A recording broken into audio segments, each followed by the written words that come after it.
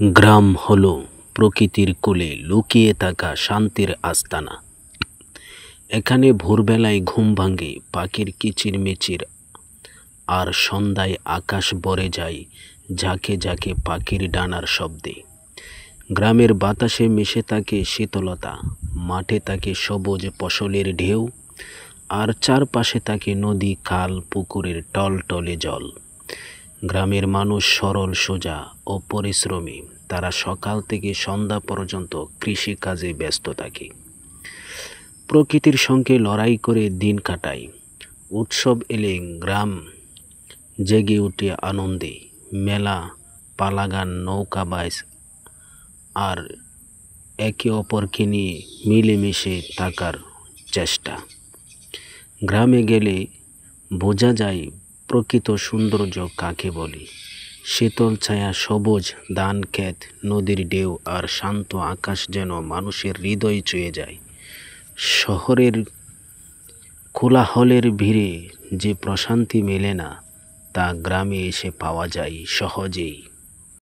গ্রামের সকাল, ভোরের আলো ফুটতেই গ্রামে পথ জুড়ে শোনা যায় গরুর ঘণ্টার শব্দ,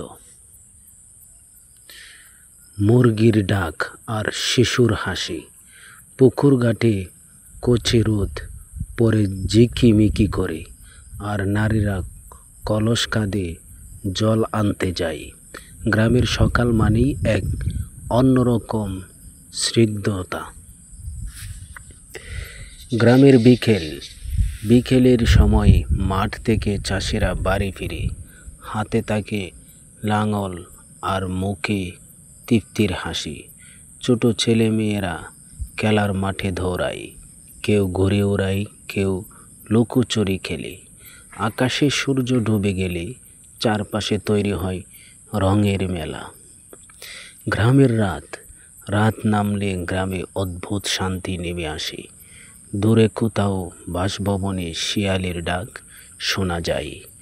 আকাশ ভর্তি ঝলঝলে তারা আর উজ্জ্বল চাঁদ।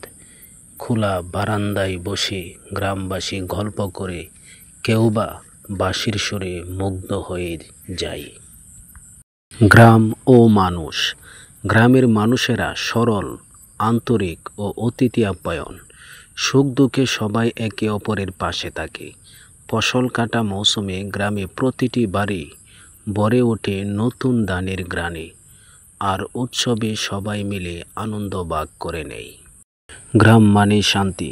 গ্রাম হলো এক টুকরো শান্তির দেশ।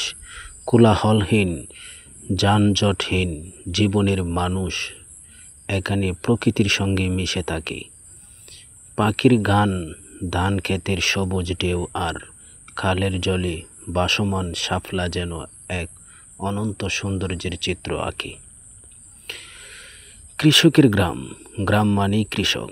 ভোর থেকে সন্ধ্যা পর্যন্ত তারা মাঠে ঘাম ঝরায়।